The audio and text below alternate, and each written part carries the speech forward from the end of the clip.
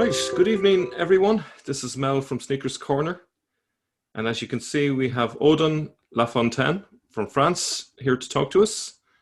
Odin is the author of a fantastic book called The Great Secret of Islam. I'm a 40-ish-year-old man. I used to be a strategy consultant for businesses. And I've studied Islam since 15 years.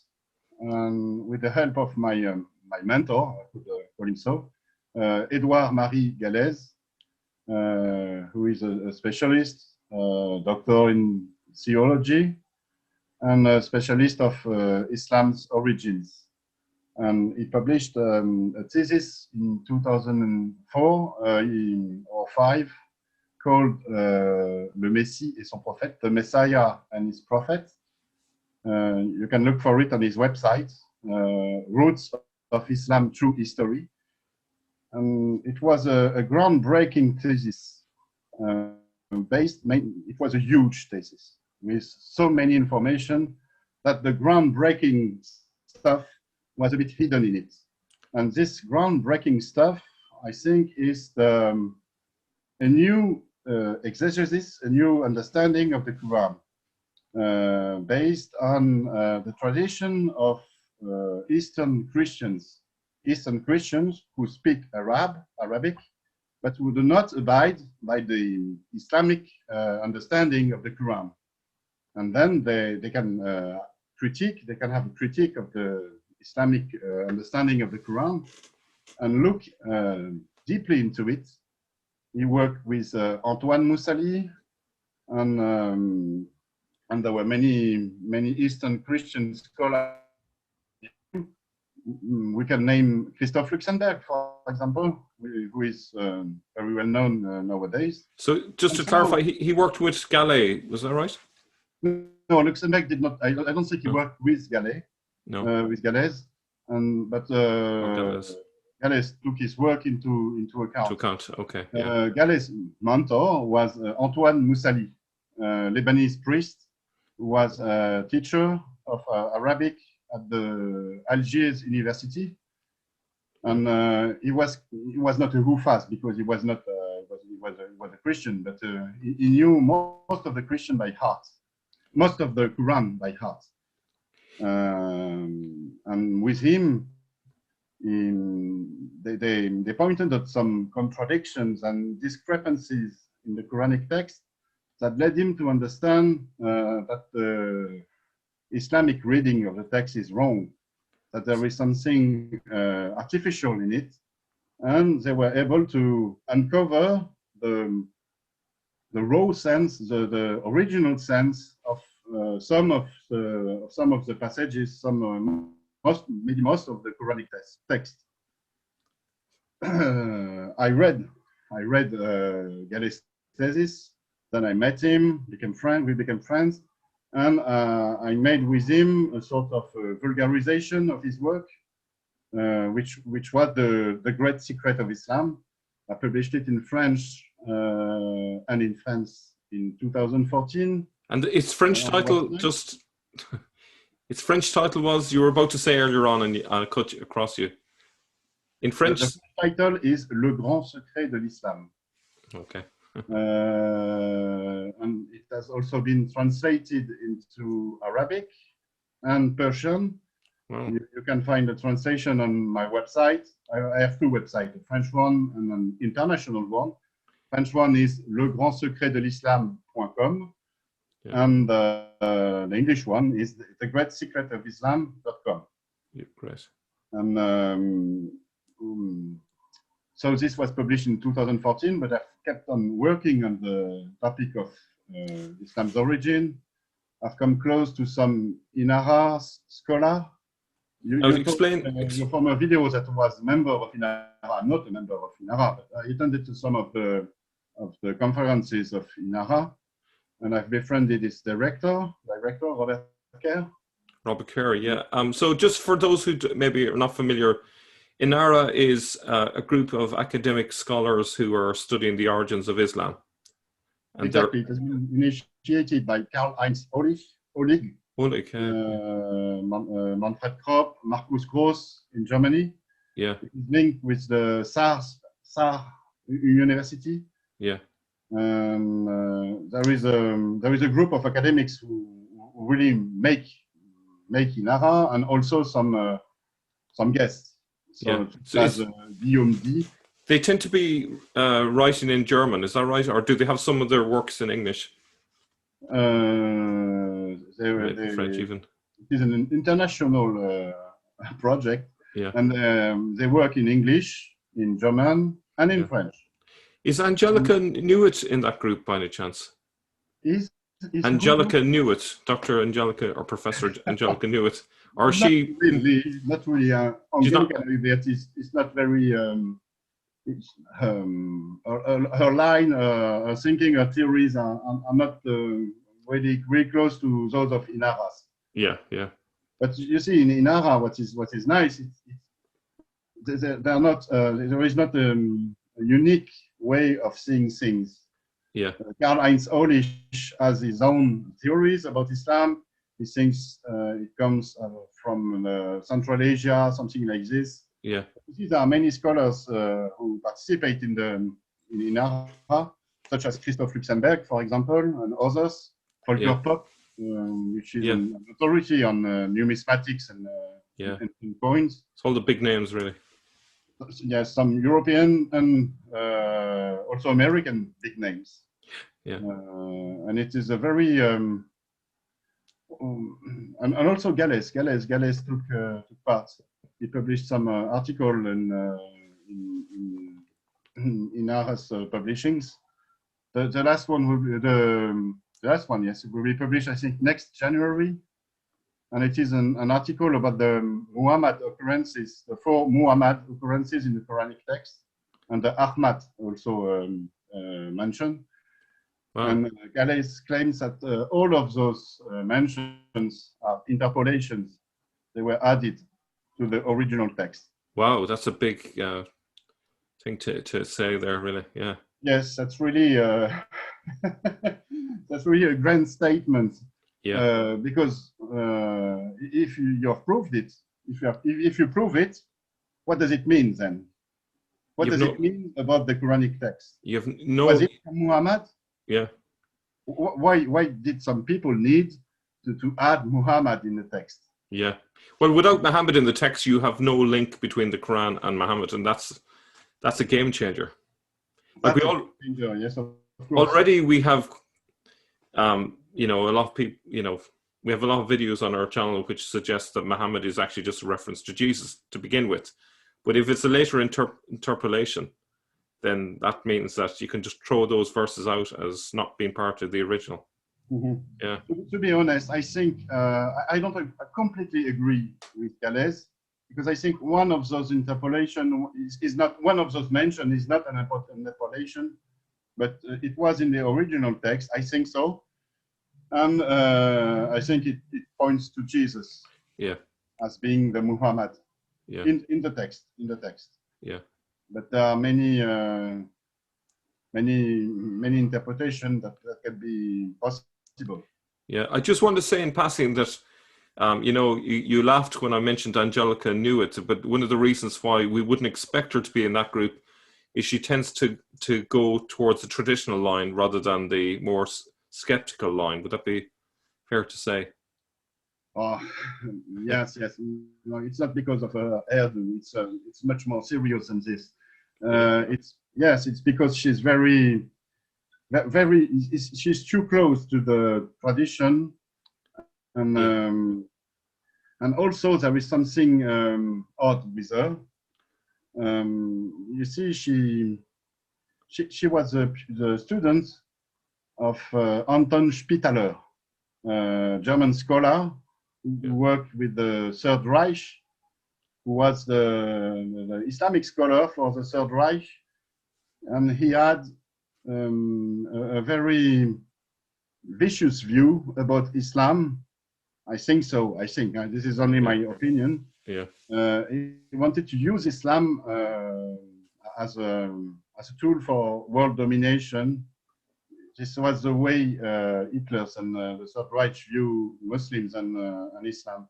And he lied about the destruction of some very old manuscripts and microfilms of manuscripts.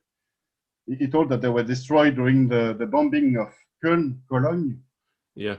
But in fact, they were not destroyed at all. They were in his possession, and he gave them to his student, Angelika Neuwirth, who kept them for herself during a period of time, which I cannot explain. I don't know why she did it. And it's only at the end of the last century, or maybe during the early years of 2000, that she published them and said, you know what, all the manuscripts you thought that were destroyed 60 years ago, here they are. And this this was the beginning of the Corpus Coranicum project. Yeah, that's strange. I never heard any of this before. Wow. You didn't know? You didn't know about Anton Spitaler and the lost microfilms? No, that's the first time I heard it. So I'm sure there's lots of things I haven't heard about yet. But yeah, no, this is all new to me. Wow, that's amazing. This is the thing that I find very odd with Neuwirth, because this is not very scientific.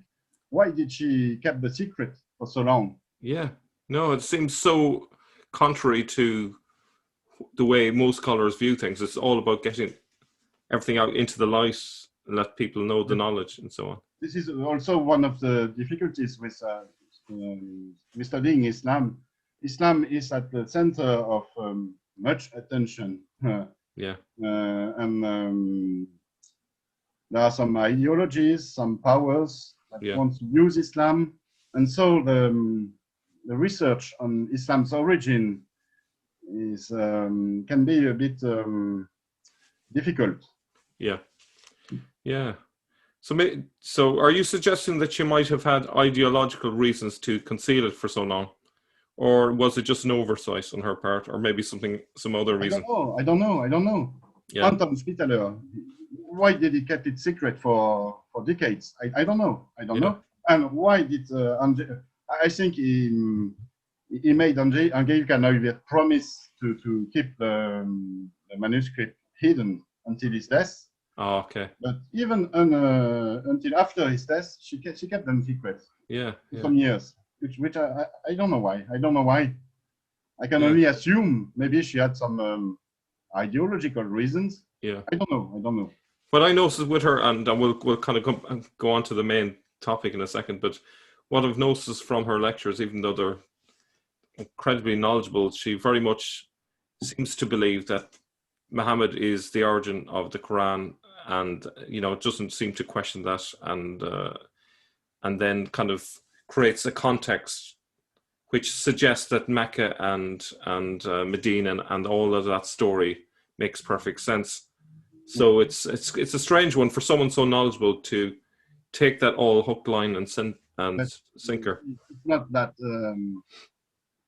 that extraordinary, because when you look really into it, most of the scholars up until the 70s, they took Islam's traditional narrative for granted.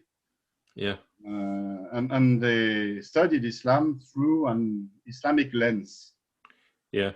And then you cannot find anything valuable with this method. No. This is a bit what Henri Lamens or Patrick Facron explain. You have to start from scratch and to look at the evidence in a chronological order. You look first at what happened in the 5th century, 7th century, 8th century, and you look at the sources from the 7th century and then from the 8th and so on. And you cannot explain something that happened in the 7th century with sources from the 10th century. It sounds like that some people are building the narrative on sand, whereas you really need to build things on a rock solid foundation. What would you say are the exactly sort of areas to build? If we were going to build a narrative, what are the solid foundations for all of this? Because I think this is really central. Yes, this is really central because it is also one of the key issues of Islamology, is that we have very few very reliable evidence sources. And most of what we thought true is based on, it's built on sand, like you said. And there is not so much in terms of solid ground. There are some artifacts from the 7th century, such as coins or what we find with archaeology. We have some sources from the 7th century.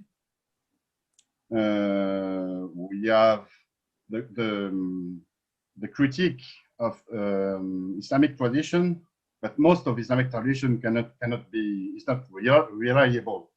And we have to look at it with a very critical prism.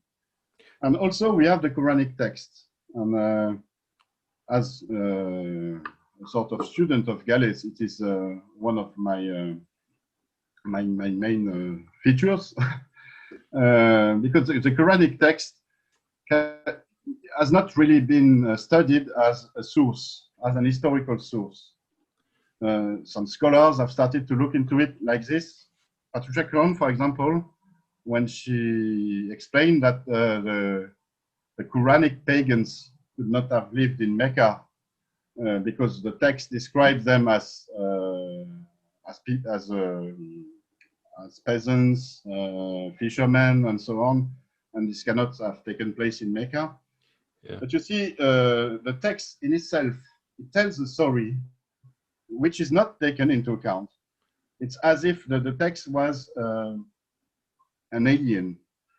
Yeah. But the Not text from the is very sky. understandable. This is what Galles worked on, and I'm pursuing his work with his help. And when you look into the text, you see that it is not really an Islamic text. Wow. Yeah. So it's a very strange statement, a very strange claim, because of course it is a sacred text of the Muslims. But literally, it is not Islamic. It dates from before Islam, and it has been Islamicized by the tradition. And when you look at it without the tradition concepts, the tradition categories, the tradition reading, you have a very strange text, which speaks about Jews, mushrikuns. We don't know. We don't really know what mushrikuns are. Which speaks about believers. Which speaks about places. Which speaks about events. And when we have a sort of global reading of the text, global exegesis, there we can make sense of it. When we look, for example, at the expression "people of the book," al-kitab, and you look at all of the dimensions of the people of the book, you see that it defines a certain category which cannot be what Islam tells us that it is. It is not. When you look at all of the dimensions, all of them, it cannot be Jews or Christians or Muslims. You are forced to consider that it means, and it can only mean, Jews in the sense people of the Torah, people of the, not of the Bible, but the Torah. Yeah. And when this is established, you can go on with the reading and see that among the people of the book in the text, the Quran divides them between two categories, the good ones and the bad ones. Yeah. The good ones are the vast majority, and the bad one, the bad ones are the vast majority of them, and the bad one is a very small group, which is said to be friends to the believers, to the one who listen to the preachings that are noted in the Quranic text, and we can then define who are the good one, and who are the bad ones. We see that the bad ones are the one who committed an horrible sin. They covered, which is the Arabic root KFR, they are Kufars, Kufa. Yeah. They covered the Torah. And so they change its meaning by covering the text with something else. Like a new meaning. It's a new meaning. And this is exactly what the rabbinical Jews have done with the Talmuds. The Talmuds are a new layer which is placed upon the Torah, which is placed upon the sacred text. And the Jews nowadays, the Jews in the 7th century, they read the Torah through the Talmudic interpretation. And this is what is the great accusation to those bad Jewish people in the Quranic text. And on the contrary, it defines the good Jews as being the one who don't cover the text, so they are not the Kufars. Yeah. They don't cover it. They read it for what it tells us, what it tells. Especially, it points to the messianity, the messiahship of Jesus. Yeah. And if you keep on reading all the mentions about the people of the book or the different mention of a book in the Quran, you see that this group is described, this Jewish group, this good Jewish group is described as having the right face. Yeah. Because he believes in Jesus, but it is not Christian. It does not believe that, does not believe in Trinity, in the Holy Trinity, in the incarnation, and hence it differs from the Christians. And there you can see who are the mushrikun in the text. The tradition tells us they are Christians because they are polytheists. But the root does not mean polytheist. It means associationists, the people who associate. And in the sense of associating three persons with the Godhead, is that or to have? Of course it is. You see, it's a very old claim that the Jews had towards Christians. This is not a Quranic invention. The rabbis in antiquity, they accused the Christian of being associationists. Yeah. So this is not a novelty. So just to summarize, just before we move on, so you have one group are the Kufar, who are the rabbinical Jews who cover up the meaning of the Torah, and then so they're the bad group. And did you say they were majority or minority? Majority, I think you said. Vast majority. Vast majority. And then you have a minority group who believe in the Torah, but believe that there is a Messiah who's Jesus, but not in the Christian sense. He's not God. He's more like a prophet, and that's exactly the good Jew group that it's referring to. And when you look really into the text, you come to realize that this group are called the Nasara in the text. Yeah. Nazarene. And Nazarene does not mean Christian. Christian in Arab is Masih. You see, etymologically, Christ is Messiah, Christian is Messianic, and this is the exact meaning of Masih. Masih, al-Masih in Arabic is the Messiah. Yeah. And it is very strange that you don't find any reference to real etymological Christian in the Quranic text. There is one mention to the people of the gospel, one and only one. Yeah. But otherwise, nothing at all about Masih people. Yeah. Which could tell us that the believers believe themselves, the audience of the preachers, they believe it to be the true Masih. Yeah. In opposition to the mushrikuns who were the wrong Christians, the wrong because they associate God, they associate Jesus with God. Yeah. And so this comes from the Quranic text itself. And it tells us a very different story than the Islamic tradition. And with this in mind, you can take a deeper dive into the text. And these the stories it tells us. It tells us about a bait. Bait in Arabic, it's the same word as in Aramaic, which means house. House in Aramaic, it refers to the temple of Jerusalem. When you look at all dimensions of bait, the Islamic tradition tells us it's a Kaaba in Mecca. But we have a few, a big number of reasons to think that the Kaaba wasn't there in the 7th century at first.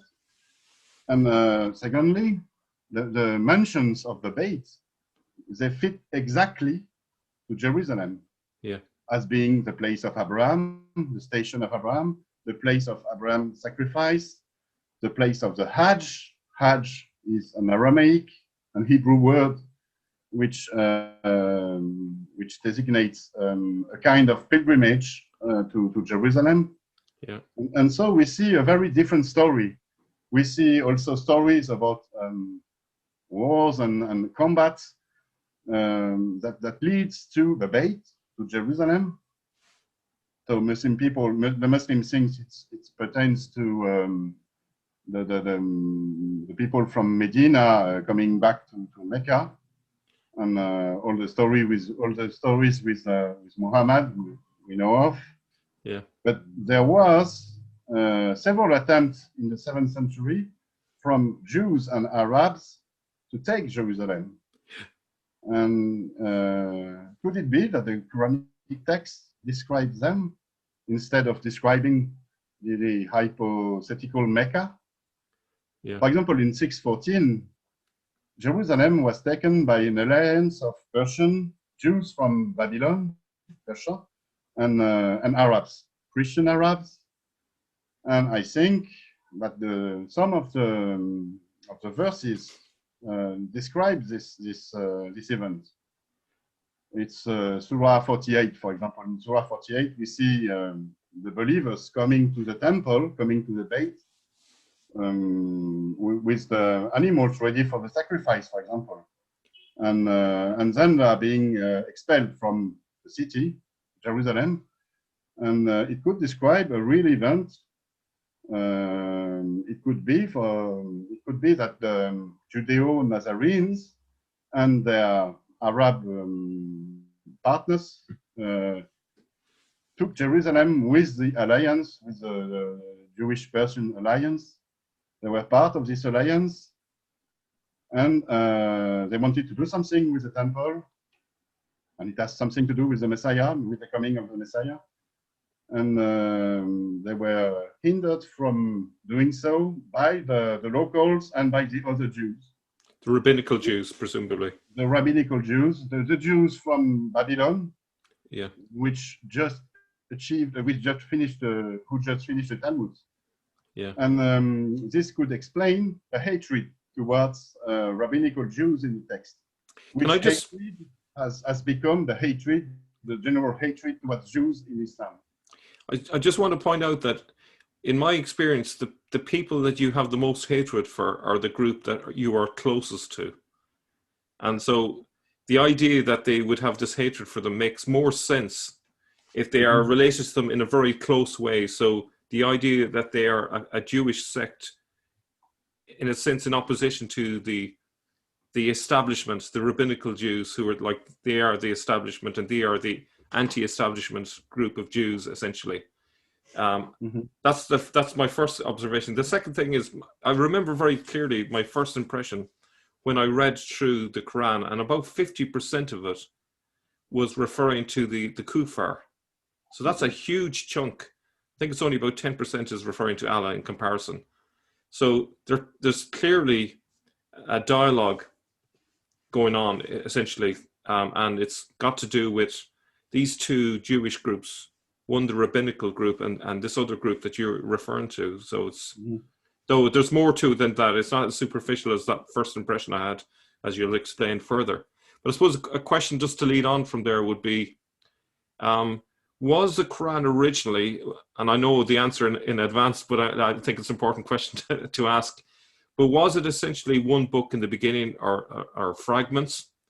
Who were the authors or author, and who was it addressed to? Those are kind of three questions there that perhaps you could bring enlightenment to us on. There are many different ways to answer those three questions. There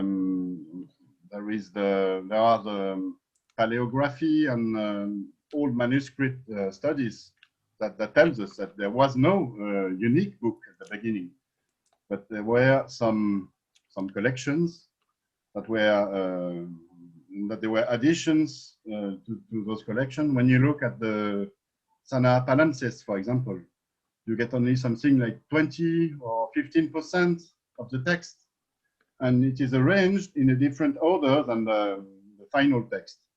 Yeah. And you see it also in other old manuscript collections, such as the I've got a memory hole, but everything is in the book. Yeah. But you see it in the other collection. You see that the percentage of the text grows in time. Yeah. It tells us that there has been a process of compilation, edition, and addition to the text. This is one way of answering the question. The other is the study of the text itself. What does it tell us? What does it tell us? And we see a patchwork. We see many pieces, very different one from another. We find some sources to those pieces. Guillaume D, for example, D-Y-E, who is a top-notch Quran scholar, really one of the leading scholars in the world nowadays, has founded many sources to some verses. Sources which are Jewish tradition texts, midrashes, Aramaic Christian texts, and so on. Yeah. And it is very compelling evidence that the text was a sort of collection, an editing. But there is something more in the study of the text. It is the meaning of it. When you look at it, you see a preacher or some preachers that preach to believers, and you just have to look at what they tell us, and you see that it's also a patchwork from different preachers or different preachings that have been compiled together, and there are some contradictions. But it also explains why the text is so elusive to the Bible. The preacher preaches to people who knows the Bible. For example, he preaches about Bible stories. He tries to make some sort of lessons from those texts from the Bible to the audience pertaining to the context. For example, they just had a defeat, military defeat. So the preacher alludes to a biblical passage, and it's supposed to cheer the audience up. For example, the story of Joseph is told in a bit like this. It is told to give a sort of a lesson to the audience according to what the preacher and the audience are living in the 7th century context. So it is not a new version of the story of the Bibles. It is a sort of adaptation done by the preacher, which explains why he is so, it is not the Bible, why he is not so knowledgeable of the Bible, why so many things are odd and not true to the Bible. It's because the preacher is an Arabic preacher.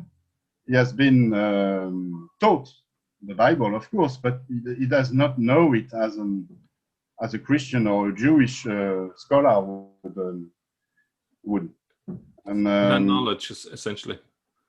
And so when you look into the text like this, you see a different meaning. For example, the satanic verses, which is a very a point of strong controversy, and the controversy only comes when you have into mind that the text is supposed to be divine. If the text is divine, then those verses could only be satanic.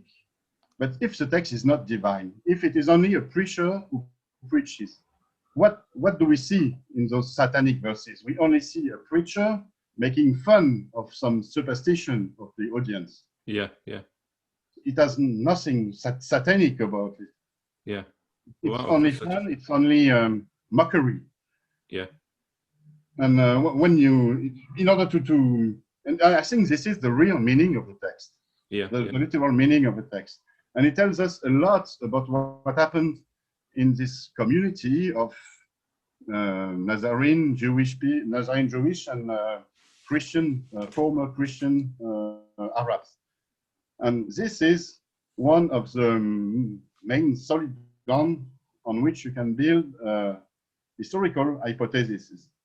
Can I just ask? Otherwise, you build on tradition, and tradition, we know now that it is not historically reliable. Yeah, can I just ask? Okay, so there are passages which are from preachers, on the ground preachers, to their audience, but there's also seems to be passages, according to your book, which are from, if you like, superior preachers to superior, or what's the word, inferior preachers. So it's instruction to Exactly, future, yes. let me see, apprentice preachers, let's say. Master preachers to Master apprentice preacher preachers. to a student preacher. Yeah. Or preachers who, Yeah, that's probably a better way of putting it. exactly, because when we look at the text for what it really is, sometimes it is sort of notes from a preaching scene. Something has been preached and someone has taken notes. But mostly we see notes, we see a preparation, instructions for preaching. When you preach, say this. Don't say this. Say this in this kind of situation. When you will encounter Jews, tell them this. And those are instructions from a master, a teacher. And it might be then, once we have come to understand that there was a Jewish Nazarene community which was very close to the Arabs, it might be that there were those teachers, or some of them were teaching some Arabic preachers their faith. And it is what we see, in fact, in the Quran. We see a preacher teaching a Jewish Nazarene faith creed to some Christians, to some Arab Christians.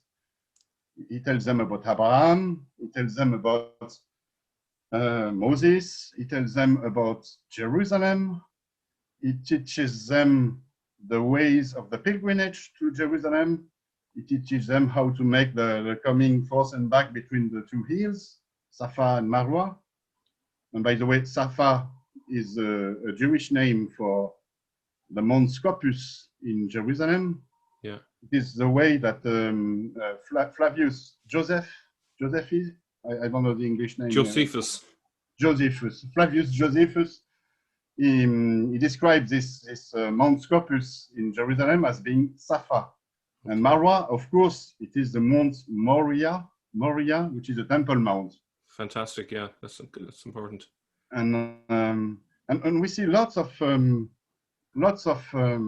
teachings like this in the Quran. For example, the Christian Arabs are taught to abide by the kashrut, the Jewish laws for cooking and eating, in order to have them join the new community formed by the Jewish Nazarenes and the believers, the Arab believers, as the former being the sons of Abraham and the latter being the sons of Ishmael. By the way, the Arabs being the sons of Ishmael, it is not a Quranic invention, it is a Jewish invention. The first mention of it is in the book of Jubilees in the 1st or 2nd century. and it has been a common topic, a topoi, of Jewish apologetic towards Arabs to convert them to Jewish faith, because in the antiquity you could still convert to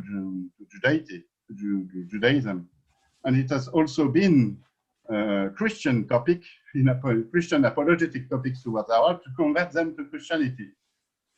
Yeah. And so it is not something new. So it's a method to make them become proselytes, essentially, converts to this belief system. And of course, they can use that if they can convert a large number of Arabs to their cause, then they can conquer Jerusalem. So there is a pragmatic function to doing this. If you can get them, you can bring about the apocalypse. In details in the text. When the people are making the Hijra, they become muhajirun. It might pertain to some displacement. They were expelled from the houses and so on, but it also pertains to a sort of conversion. They become a sort of monk soldiers, religious soldiers. They have to abide by a very strict religious rule, such as the kashrut, for example, and other stuff. But it's mixed in the Quranic text. It is mixed with some Bedouinic or Arabic influence. And Guillaume D, the one I told you about, yeah. He demonstrated that in some of the ascetic, he calls them ascetic rules that are taught in the Quran, we found in the middle interpolation that cannot be from the same source.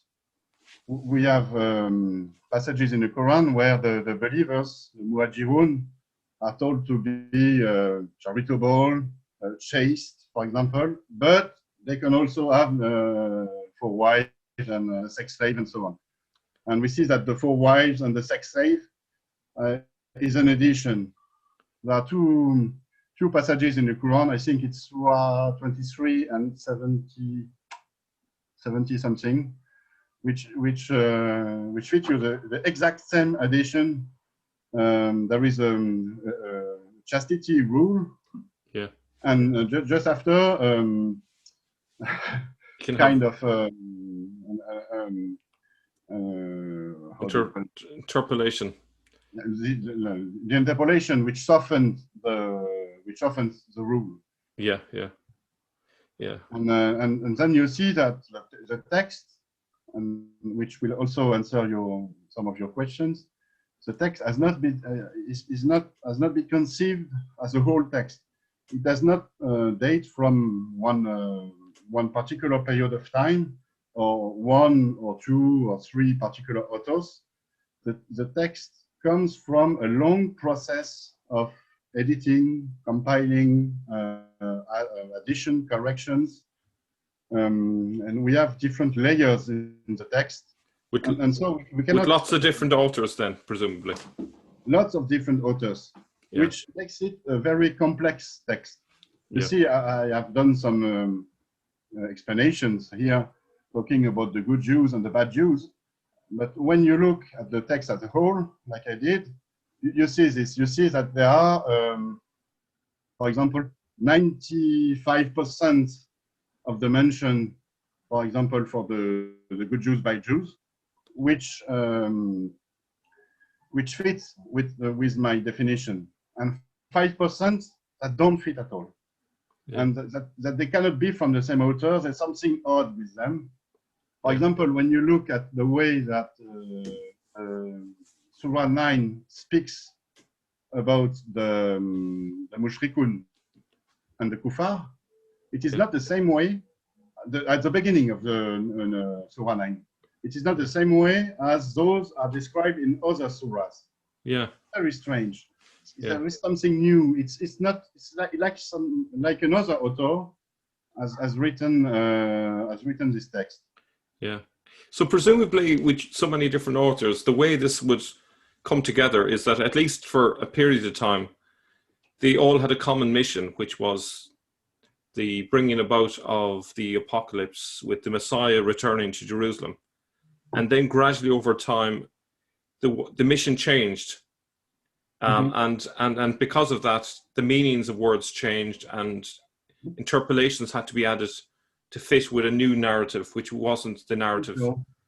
I think so. You see, based on this very solid ground, very solid evidence of the existence of this this Jewish community allied with the Arabs, with some Arabs, and that they had this project that is objective to take Jerusalem, rebuild the temple, and have Jesus come back and trigger the apocalypse.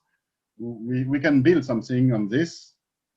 And we know, for example, that we know that Arabs took Jerusalem in 648, something like this, 647. We don't know exactly. We know also that they rebuilt the temple. We have several different and independent sources from the 7th century that tells us that the temple was rebuilt, which is a huge, tremendous event. And we also know that Jesus did not come back. Yeah. I think we would have heard of it if he had. And he did not come back. And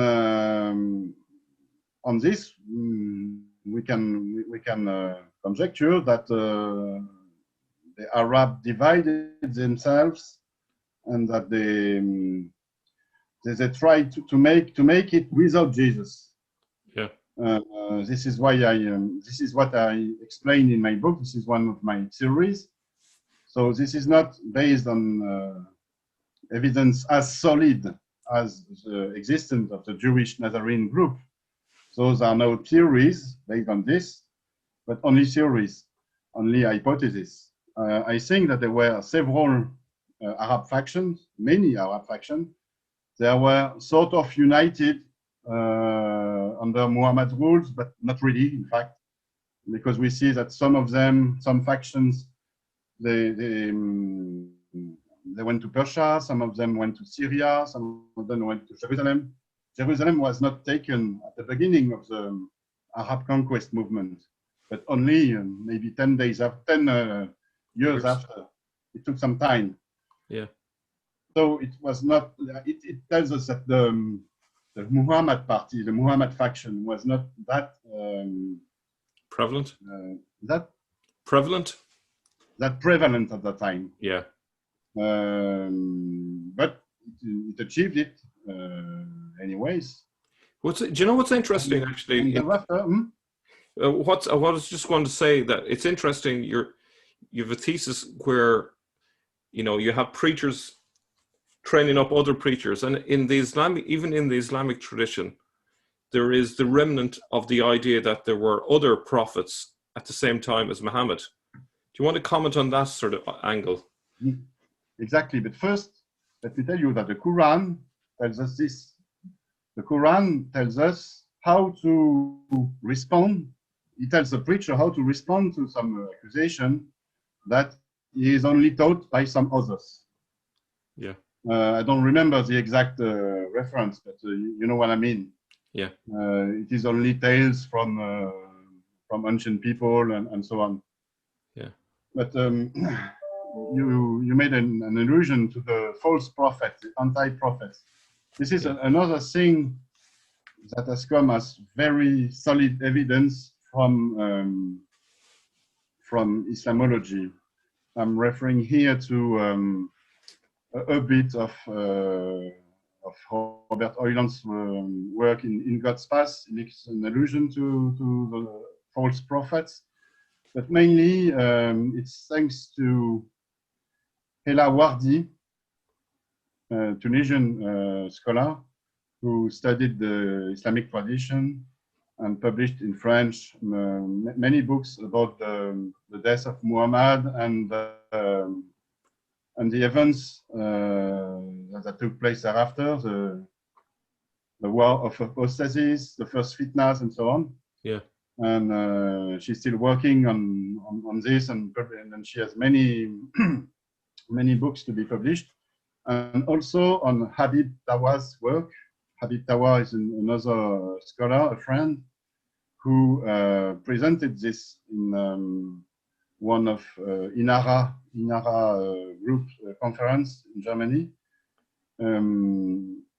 He studied the mentions to the false prophets in the Islamic tradition, and we see that there is something like something like 4 or 5 of them, and they are described as being very powerful. Very powerful. 2 of them claim to be equals of Muhammad. Yeah. One of them proposed to Muhammad a sort of division of the world. Muhammad would have a half and he another half, Yeah. which means considered himself as important as Muhammad, or even more. And when you look really into it, it seems completely impossible that the Islamic traditionist invented such a fact, such things. Yeah. 100 years after, or 200 or 300 years after. It doesn't serve the Islamic tradition's cause to have that story included. Yes, and it is not about the embarrassment criterion that that was discussed, for example, between Jay Smith and David Wood about the Muhammad's conduct. Yes, it's much more important. Yeah, and from this we can establish that there were several Arab factions, several Arab parties. Some of them had a strong Jewish Nazarene influence. I think Muhammad's faction had this influence, and some had not. Some were only Christian, millenarist Christian who believed in the apocalypse, and some were just here for the taking, for the loot, for the looting, for the slaves, for the power. But there was some a very strong apolitical context this time. In the 7th century, everyone was thinking that the end of time was near and that the Messiah would come. The Jewish people thought that the Messiah, for them, it cannot be Jesus, but the time of the Messiah was near, and this is why they tried to build the temple in 614, for example, because they wanted to trigger the coming of their Messiah. But the Christians also were thinking that the apocalypse was there and that Jesus would come back. And this has been established by looking at old Aramaic text from the 7th century. There has been a very important book that has been published last year in France, Le Coran des historiens, the scholars' Quran, which is a collection of studies, articles from different fields.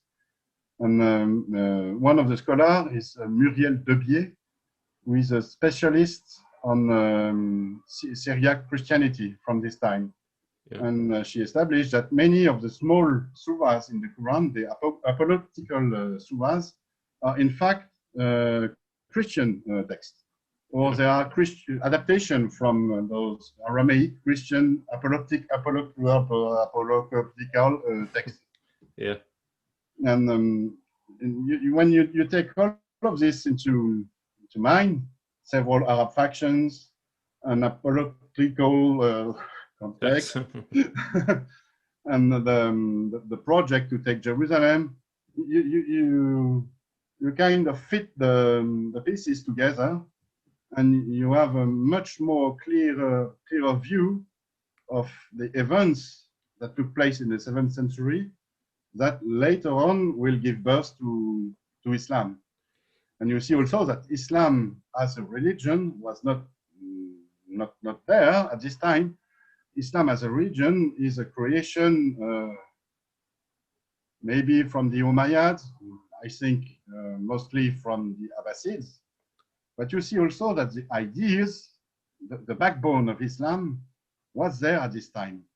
And the backbone was the idea that Jesus would come and establish God's kingdom, the reign of God. Yeah. And there was a deception. Jesus did not come, but the idea that the people, the believers can establish the reign of God by themselves is ascertained, and it is the very backbone of Islam still nowadays. Islam today is not the belief in the Quran of the Prophet. It is the belief that the believers, the Muslims, are establishing the reign of God on earth by Islamicizing the world by having the Sharia law enforced. There is still this idea that at the end of times, Jesus will come back, and the world will become the reign of God. It's interesting. This very strong idea. This is what drives everything in the 7th century. Yeah, it's interesting that almost every ideology that comes along is an attempt to make heaven on earth. It's, you know, and I think here is a great example. You mentioned to me before we started recording that there was an expectation 600 years from the time of Jesus' death that this was a key date. Could you tell us a little bit about that? It's something to do with Daniel's prophecy. Yeah. Also, I found it by working with Galès, Isidore Marie Galès. He took from another scholar, Bruno Bonnet-Aymar, who initiated a translation of the Quran a bit like Luxembourg did, that Muhammad, the word Muhammad, is in fact the Arabic translation of the nickname that the angel Gabriel gave to the prophet Daniel. In the Aramaic or Hebrew text, Gabriel calls Daniel Ish Hamudot. Ish is the man, Hamudot is who is to be loved, who is to be desired, who is to be adored. Yeah. And Muhammad is a translation. Mu is the one who is. It's a bit like Ish, the man, the one who is. And Hamad doesn't mean praised in the first sense. In a figurative sense, it can be praised or something like this, like the Muslim tells us. But the original meaning, the original Arabic meaning of Hamad is not praised, it is loved, desired, adored. Yeah. And so we see that Muhammad, which is a very strange name, a very strange nickname, which had never been given before Muhammad's time, could be the very name of Daniel. And this makes sense with some other sources. We see, I think it's the Doctrina Jacobi, Didascalie de Jacob, Doctrina Jacobi. The prophet who came with the sword. The prophet that comes with the sword is called to be, is he the precursor of the Messiah? Is he the one who announced the coming of the Messiah? This is what the two people, the two Jews discussed between them. So they are asking themselves, is his claim that the Messiah will come very soon a true claim? Yeah. They are not arguing about Muhammad's prophecy. He's not called a prophet in an Islamic sense, but in a Jewish sense. Is he the one? Is he the precursor? Yeah. And Daniel is kind of a precursor of the coming of Jesus, because his prophecy tells us exactly when Jesus will come, the first time and at the end of time. And we also see a sort of confirmation of this in the hadith.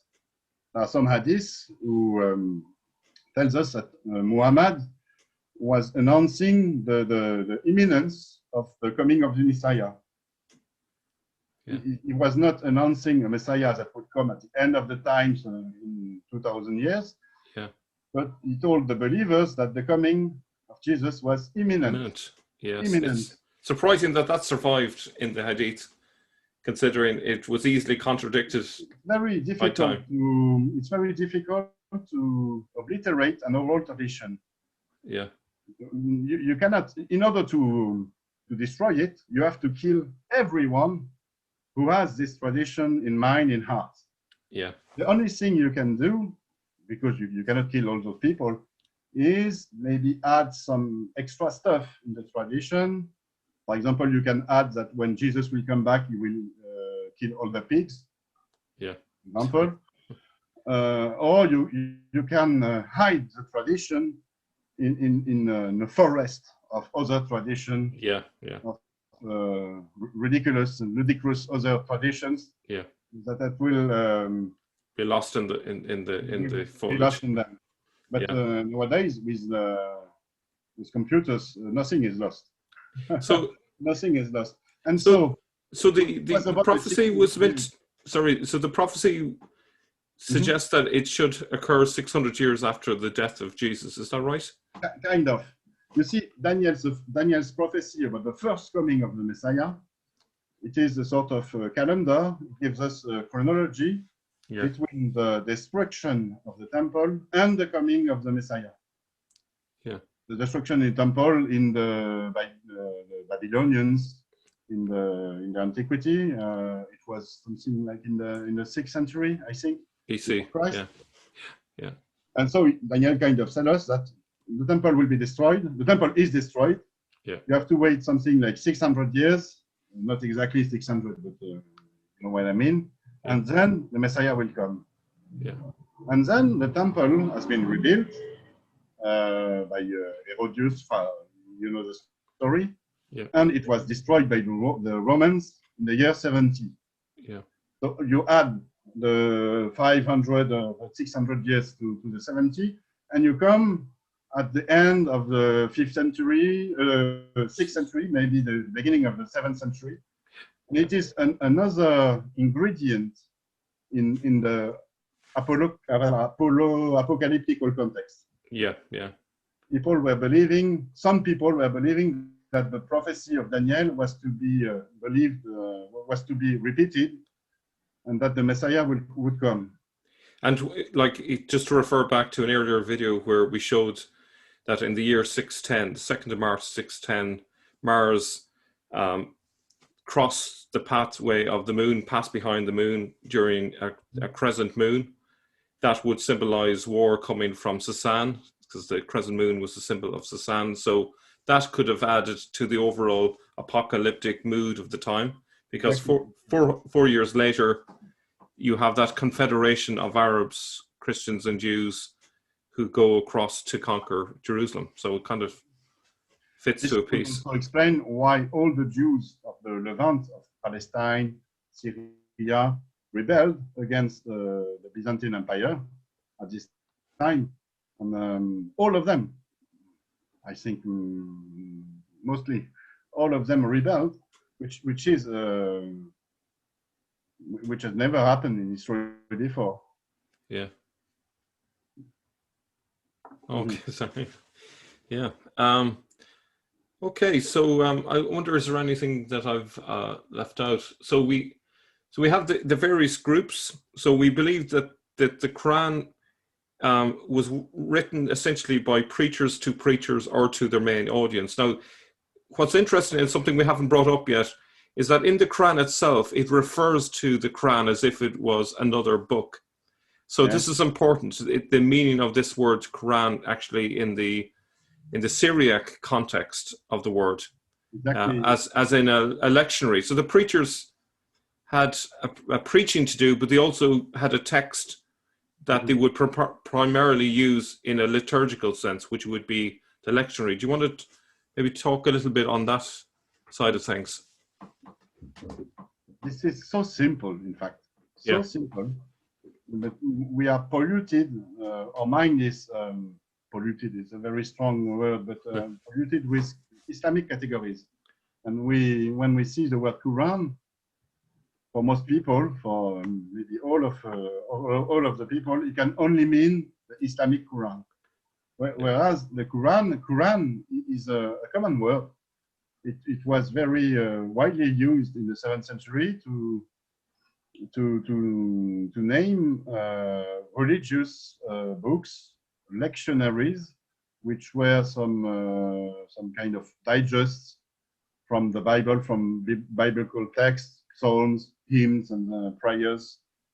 And still today, Christians and other religious groups have lectionaries. And in Aramaic, the name is Korono Kehyana Quran. This is Quran in Arabic.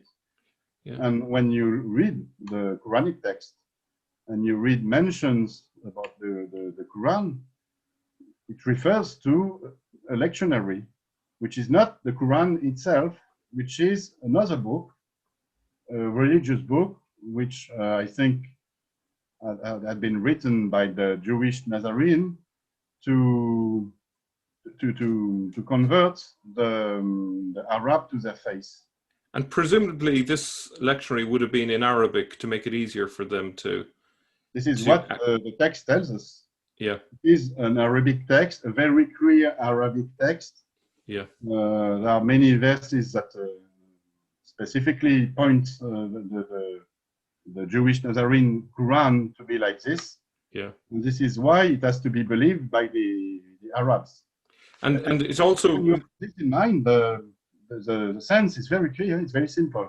Yeah. You just have to read the Quran for what it is, and once you've read it, you cannot go back. It's Yeah. what you told me about about my book. Yes. About, the explanation I give for the Quran. Yeah. But Oh yeah. it's a bit like Edgar Allan Poe, his novel The Stolen Letter. Is it the name in English? Stolen Letter? Stolen Letter, maybe? There's a novel. It's about a crime, and the main piece of the crime, the main evidence is a letter that the investigators are looking for. I'm not... And they only find it at the end of the novel. It was there, hiding in plain sight. Yeah. On the top of in the living room, on the chimney or something like this. Yeah. And this is what my book is about. And this is what Islam is all about.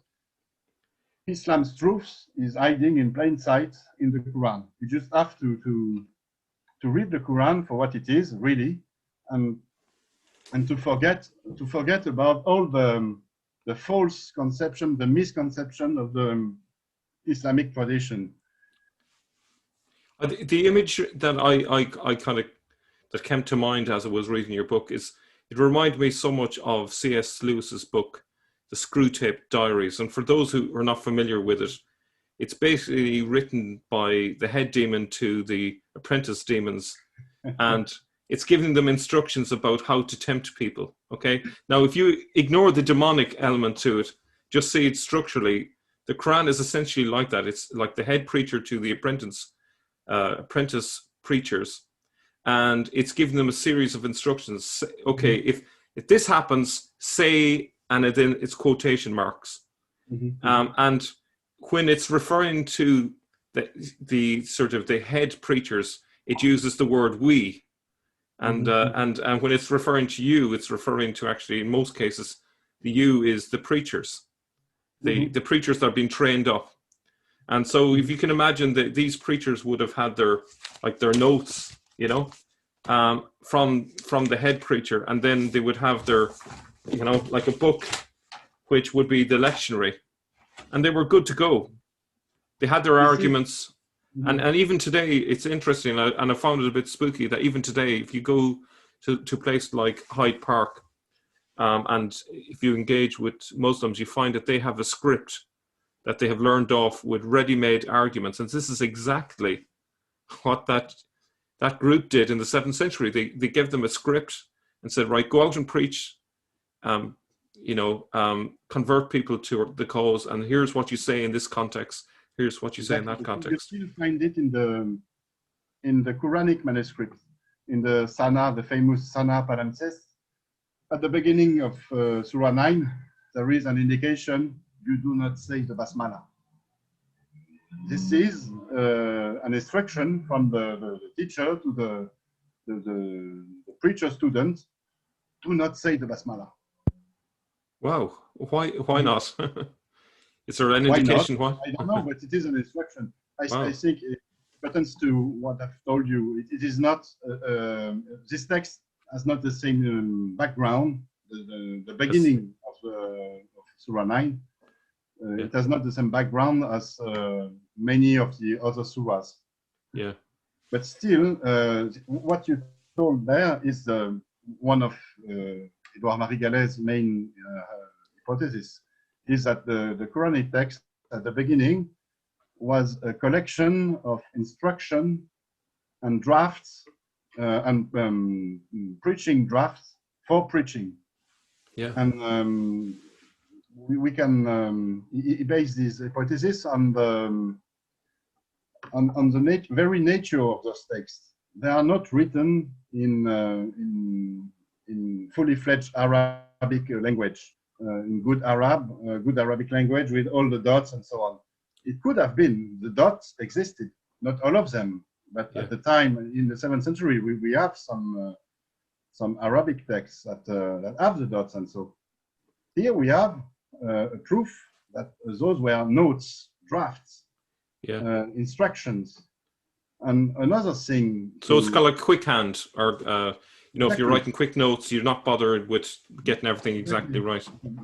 You don't care about orthograph, spelling.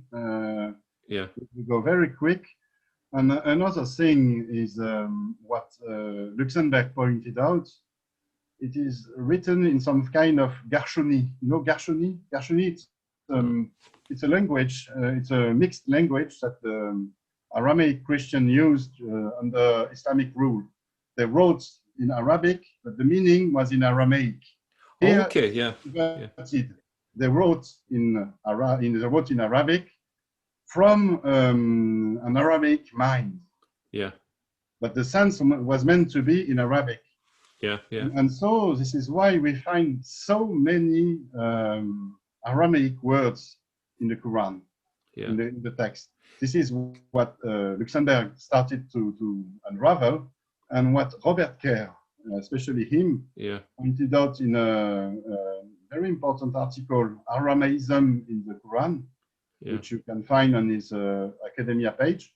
It was published with the Inara group, and he explained that all the religious vocabulary of the Quran, all of it is Aramaic. That's a huge find, isn't it? A huge finding, and it's not, it has not been translated into Arabic, but it has been directly written into Arabic. Yeah. And we can prove it. We can see the proof of it with the fact that the tradition has given new meanings to some words. For example, Messiah, Mashiach in Aramaic has been written as Masih in Arabic. And the tradition, the Islamic tradition, has given the word another meaning, because it tried to explain it with the Arabic language, in which it is a bit the same like in Aramaic. It means the one who has been oiled, and in the literal sense of it, it's when you do this, you heat, rub hands. That's the one that has been rubbed. Okay. The one that has been rubbed. Yeah. This is the meaning of the Hebrew Mashiach, Aramaic Mashiach, and also the Christian Arabic Masih. He is the one that has been rubbed with oil.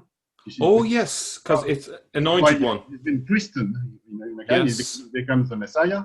That makes sense. In Arabic, there is the same root, which means rub, but the tradition is they don't understand the word Masih as being the one that has been rubbed, but the one that rubs. Right. And so they have invented stories about Jesus rubbing some cows, something like this. Yeah. So he rubbed something. So he is the rubber. So he is Al-Masih. Yeah, and, that's a big diversion from its original meaning. Many of those Aramaic words in the Quran, they invented new meanings. Yeah. And another very compelling evidence is the mention to the wine, the interdiction, the forbidding of wine, and a mysterious thing called MSR. MSR. Is this It at the is, beginning of some surahs, is it? Is that, are you referring to that? there are two verses in which the wine and amaser, maisir in Arabic, are forbidden. And with the same expression, wine and maisir are forbidden. The Arabic tradition has developed many stories about maisir being some chains game. I don't know, like poker or something. Oh, yes, like a game of chance. Yeah. The game of chains, exactly. Yeah. But when you look in the Bible, in the Numbers book, you see that the Nazarites, the one who became Nazir, who consecrate themselves to God, they have to abide by this rule where the wine and the misera, MSR, misera is forbidden. Wine and misera is the fruit of the fruit of the vine, which mean raisins and grapes and so on. Okay, so it means wine and the grapes essentially. Wine and grapes are forbidden in the Bible for the one who consecrates themselves to God. And we find exactly the same thing in the Quran, but the meaning has been distorted because the one who gave an Islamic explanation to the Quran, either they didn't know about the biblical meaning, or, and it might be the best option there, they wanted to hide the biblical meaning and to give it another meaning. And they gave it this meaning of the game of chance, and then they invented many stories about pagan Arabic people playing game of chance like this and so on. Thousands of stories, maybe, I don't know, hundreds of them for sure. And this is how Islam was created. They took a text, the Islamic text, that was not an Islamic text at the beginning. At the beginning, it was a pre-Islamic, proto-Islamic text, and they forced it into an Islamic meaning by changing the sense of the words. For example, people of the book, the meaning has been changed from people of the Torah into Jews or Christian or Muslim. Date has been changed from Jerusalem temple into Kaaba. Hajj has been changed to Jerusalem pilgrimage into Mecca pilgrimage, and so on. And they gave like this a new meaning to the text, and it became the Islamic Quran. But the text is there to be read, and the evidence is here in plain sight for everyone to read it. Yeah, I just wanted to make a comment, well, actually, some time ago, but I didn't want to interrupt you, that Jesus refers to that he would not drink of the fruit of the vine until he drinks it again in the kingdom of God. So presumably he is referring back to that reference in, I think it was the Numbers, was it, in the Torah?